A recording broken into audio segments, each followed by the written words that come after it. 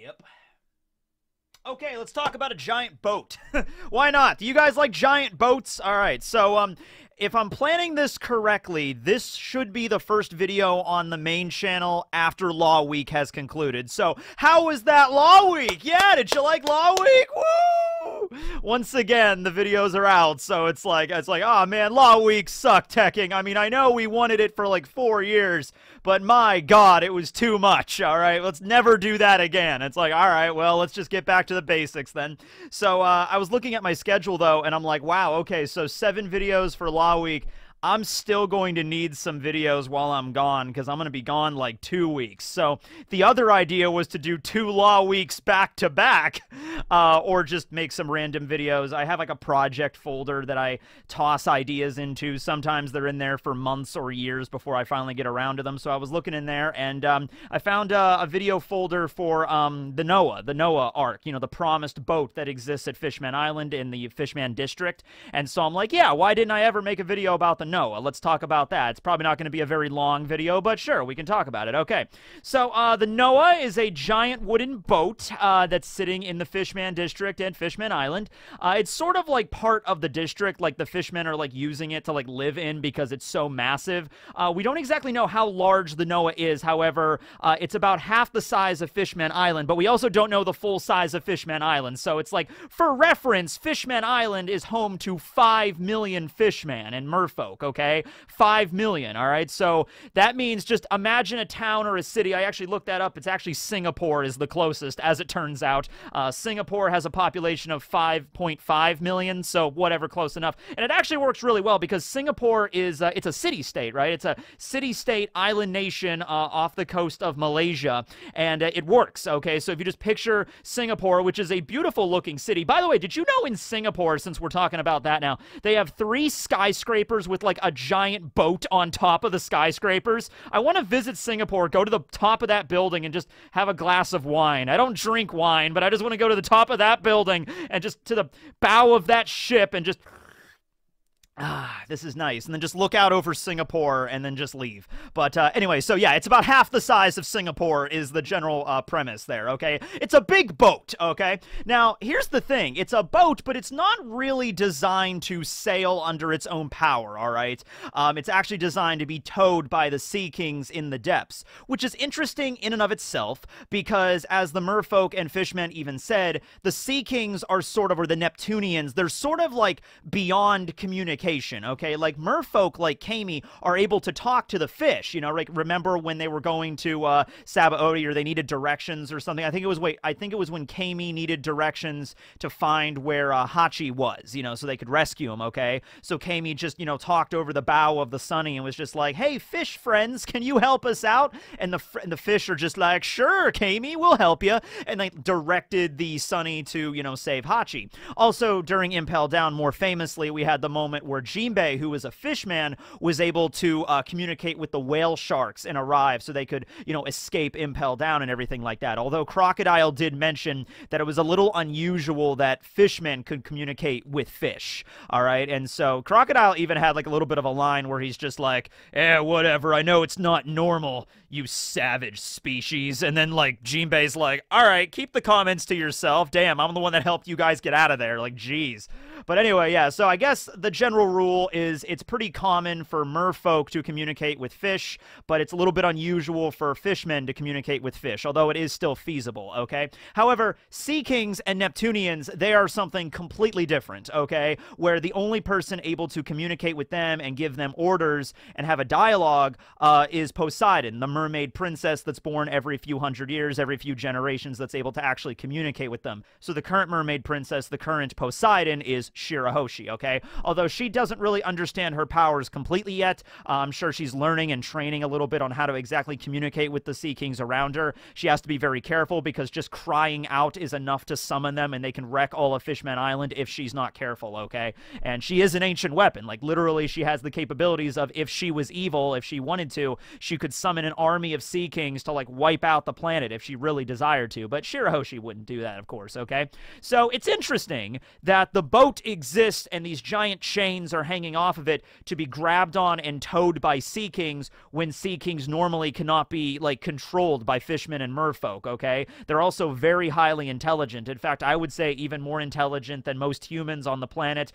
They might have lived, you know, tens of thousands of years, the most ancient sea kings. Some of the ones, like the one, like, that's the Lord of the Coast, the one that Luffy punched out at Fuchsia Village, maybe those ones are, like, dumber because they're, like, not as, like, ancient as the other ones, but, like, the older they grow, the more wise they become. And so you have the really big ones, like the one that's shaped like, not shaped, but the one that's, like, the cow pattern on it, like the black and white spots and everything like that. That sea king might be, like, 10,000 years old for all we know, right? It might be, like, super ancient, okay? So those are the ones that are designed to tow the Noah. So it stands to reason whoever built it had to have the ability to control sea kings. So that gets into the whole deal with Joy Boy and the ancient mermaid princess, who we're just going to refer to as Poseidon back then because we don't know her actual name. So it's just Poseidon, okay? So way back in the day, Joy Boy met with Poseidon during that time period, and they entered into a promise.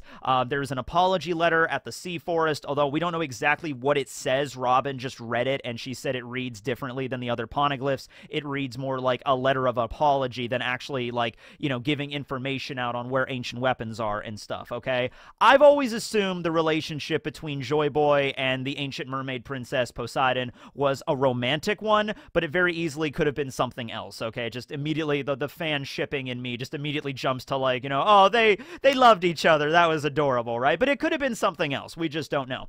But we do know that the ship was built to eventually go to the human realm, okay? This was actually mentioned by Neptune. I actually have the page right here in volume 63. It's not exactly said explicitly, but it's, like, implied. So basically you have the Minister of the Left who's talking to Neptune during this flashback back when Otohime was still alive. And Neptune says this: "She is prepared for anything," referring to Otohime. "Minister of Left, the world Otohime dreams of is exactly like the one our forebears sought to create centuries ago. She is trying to achieve what they did."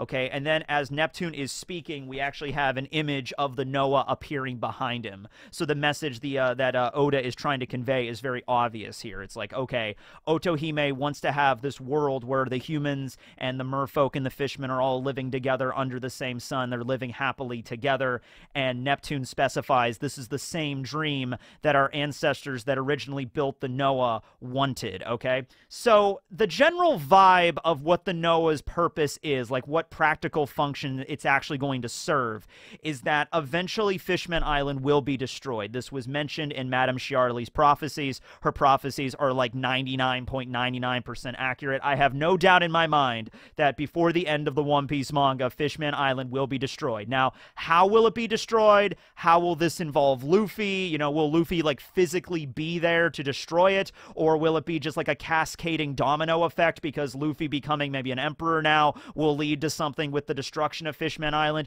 I like to think of the one ocean, the all blue theory, where, like, the red line is going to collapse. So Marijois will be destroyed. The red line under Marijois will be destroyed, which means that Fishman Island, which is directly underneath all of it, will be crushed by the weight of the red line. Okay, it'll be completely obliterated. So the purpose of the Noah is it's an evacuation vessel. It's everybody get on the boat, the Sea Kings grab it, and then tow it to the surface. And then wherever they tow it, very much like the story of Noah's Ark in the Bible, in the book of Genesis, how it rests on top of the mountain after the flood, it would probably be something like that, very symbolic, and that's Oda's thing. So, like, imagine Marijois and everything gets destroyed. So, this, like, let's say the Marijois is here, this is sea level, and Fishman Island is, like, way down here, okay? So let's say all of this gets destroyed, so...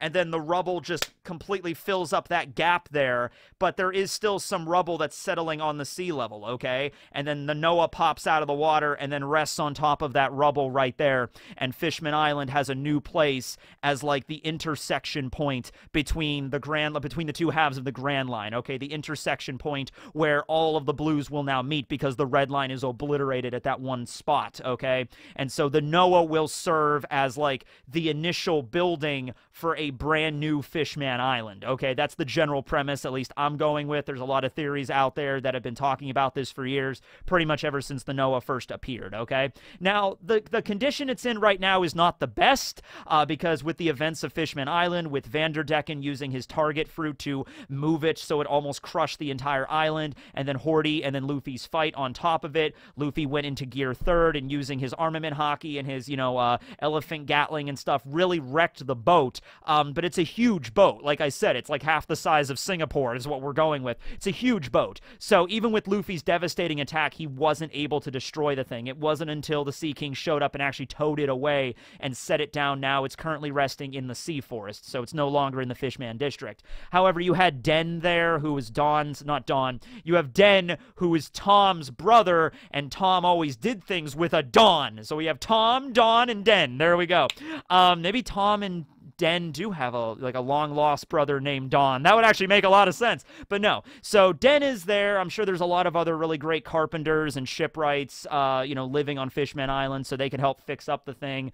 It's sort of like a relic from the past where, like, nobody knows what it's really used for or why it's here, but it's really ancient, and it's huge, and it's clearly very important, so they're going to do the best they can to make sure it's repaired properly. It's like a heritage site for the fishmen and the merfolk, right?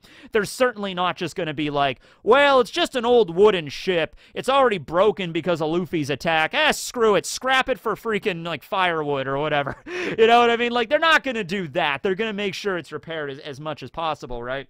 But anyway, let's talk now a little bit about biblical Noah's Ark, or at least the basics of it. I'm not going to go into the whole thing, right? But biblically, Noah's Ark was meant to survive a flood that lasted 40 days and 40 nights. God issued, Noah and his family to build it.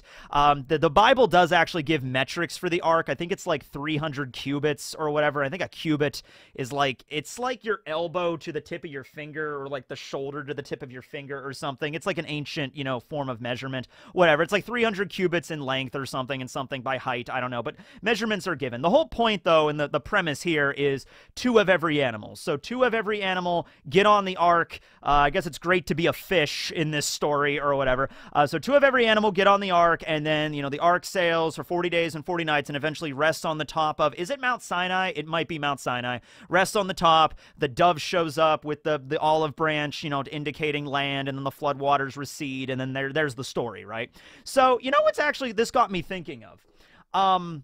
Because the whole idea of this the idea is that Luffy and Roger kind of wanted a world where maybe everybody could be together around a giant, dinner table and have a huge party, right? Like, we don't know that for certain, but that's the general vibe that a lot of people are getting from, like, Roger's wish and then Luffy's wish. So there seems to be, like, an idea that eventually the whole world is going to be together, sort of in one piece. And if you look at, like, let's say Big Mom's dream, where it was very misguided, but even that sort of follows the same general idea, where Big Mom wanted to live in a world where everybody had this perfect, harmonious existence. Now, the way she went about it was, like, reversed. So it's like, everybody needs to be like me. So Big Mom is really giant. So she's like, everybody needs to be as big as me so we can all sit around a table at eye level and enjoy. And Totland was far from being this perfect utopia, but in Big Mom's eyes, that's what she wanted, okay? That's like, oh, this is perfect. This is the perfect land where people from all these different races live together. Not a bad idea on paper. It's just the way that Big Mom went about it was horrible. And also the way she treated her children was awful as well, right? So she's like, I want to live in a world where everybody is equal. But then she'll like, how dare you, Chiffon, for looking like Lola? Get out of my sight! So she's not very inclusive, you know what I mean? So she's still Big Mom, right? But that was still her dream. So if you look at that, it's like, what if the idea is way back during the Void Century, you had Joy Boy, who was the originator of D, or the clan of D, right? And it's like, he wanted everybody to come together on this ark to be saved from a global catastrophe or something, but it didn't work out, so he had to write the apology letter to Poseidon, something of that nature, right? Here's a question. How long has Fishman Island been under the water? I want to say just as long as the Void Century, but then if you start to think about that, it would make more sense for Fishman Island to be under the ocean for longer than the Void Century, maybe a few thousand years, okay? And then by the time Joy Boy came along, he's like, I can fulfill this prophecy that can only maybe be fulfilled once every millennium or something. I'm going to build this giant boat. So Joy Boy's the one that built it. I think that's fair to assume. Joy Boy built it, and he's like, okay, we're going to get everybody on the boat, we're going to go to the surface, and then you're all going to be able to live happily under the sun. And then something happened with the world government taking over, the ancient weapons were involved here, the ancient kingdom was involved here, and then eventually it ended up not happening, okay? So that's why he had to write the apology letter. Maybe this cycle of like Poseidon and Joy Boy, Poseidon and Joy Boy, that can only happen once every millennium. Okay, or like with once every 800 years or something. Like there's a time limit, okay? So that's why Rogers said, man, we were just 20 years too early. Darn! You know, we were really close to this one, right? But now with Luffy and Shirahoshi, you know, them working together might be able to fulfill this wish of their ancestors, of Joy Boy. The world government can fall. Yes, Fishman Island might be destroyed, but they'll be able to build a new home on the surface, which was the dream of every member of the island, right? I mean, that's just how it goes.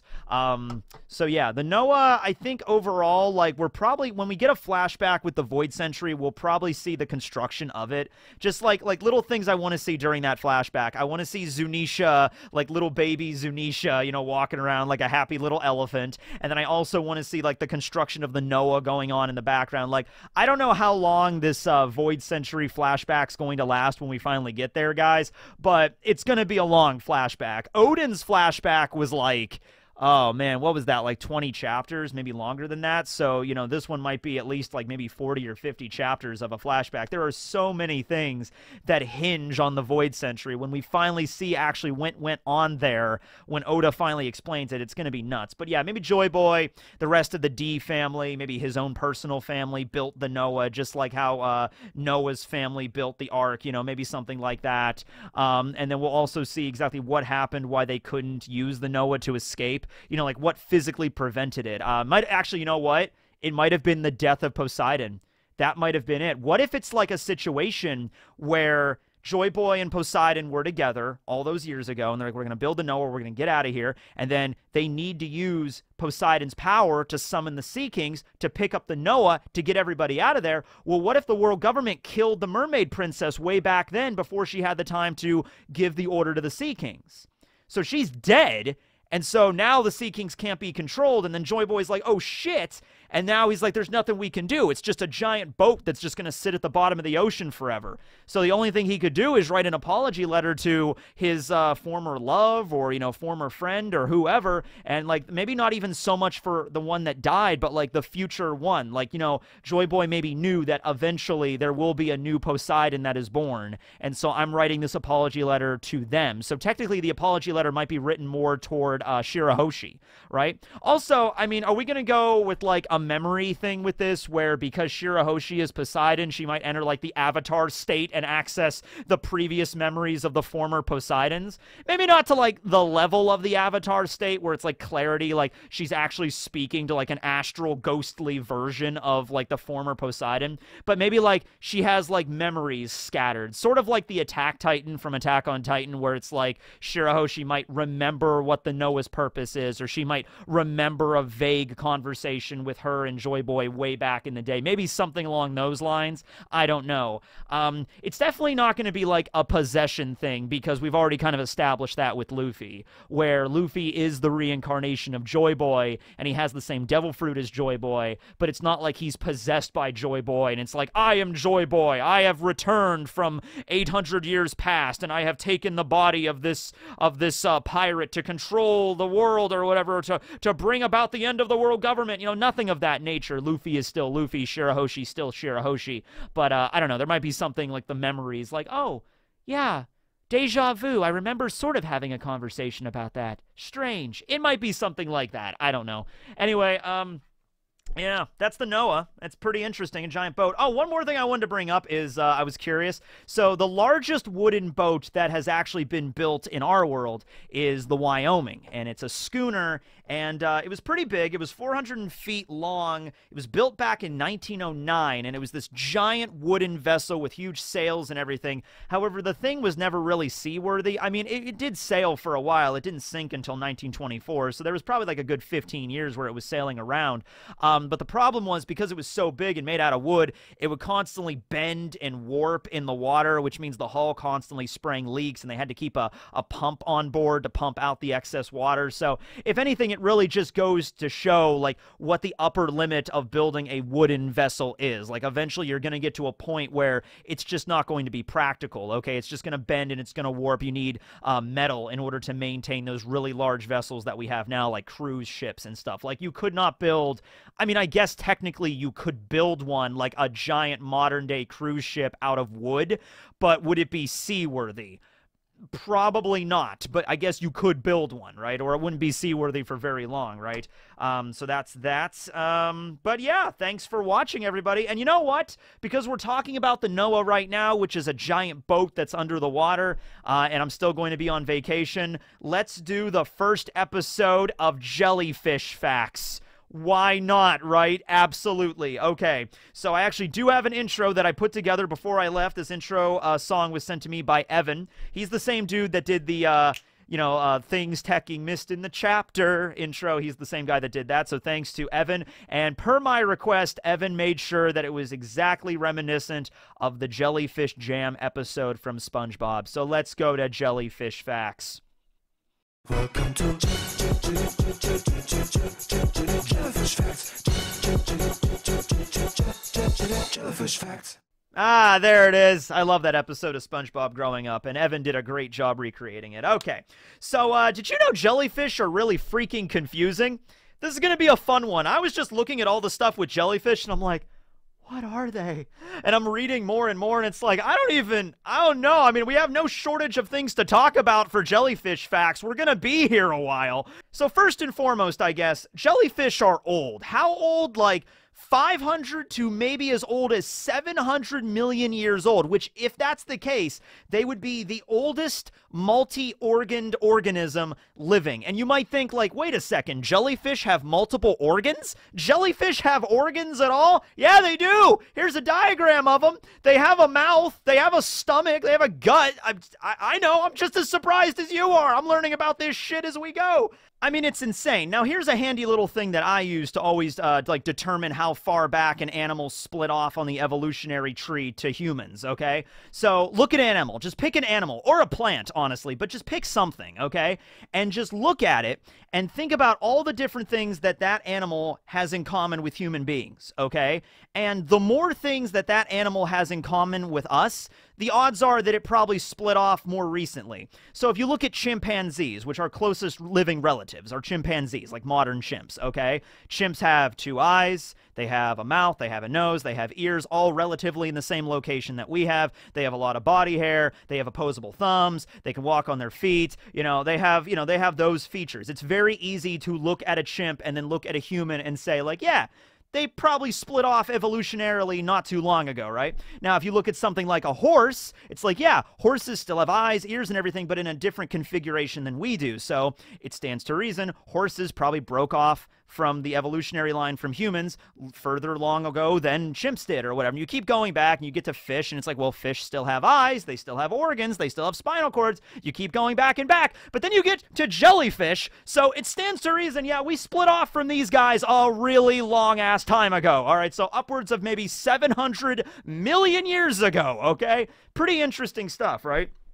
Also, the cool thing about that is you can even look at, like, plants. You might look at, like, a walnut or something and be like, this walnut has nothing in common with us. They have eukaryotic cells. We have eukaryotic cells.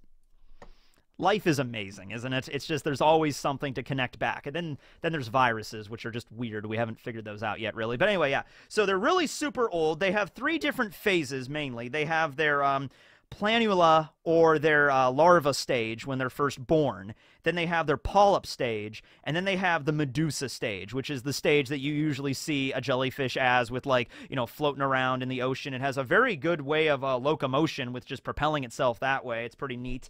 Let's see here. Jellyfish in general is just the phylum. So on, like, the biological tree of life, it's phylum, so it's pretty high up. So there's a lot of other things like below that for jellyfish. They can travel in swarms. There's ones that are bioluminescent that can glow in the dark. Of course, their sting. Their sting is sometimes just a mild irritation, not that bad. Other times it could literally kill you, okay? Somebody even messaged me that lives in Australia, because there's a lot of jellyfish that'll, you know, be on the coastal waters off of Australia, and sometimes they'll wash ashore. And somebody even sent me a picture of a jellyfish sting station that exists on the Australian beaches, where there's, like, bottles of vinegar, because I guess if you splash vinegar on a sting, it'll, you know, make the sting pain go down and everything, make it feel better, okay? So there's just these stations all around Australia beaches because of that reason. So yeah, we have a lot of stuff to talk about with jellyfish, but just for this one, just they have organs and they're very old, and some glow in the dark. That's pretty much the premise. All right, thanks for watching, everybody. Tekking signing out.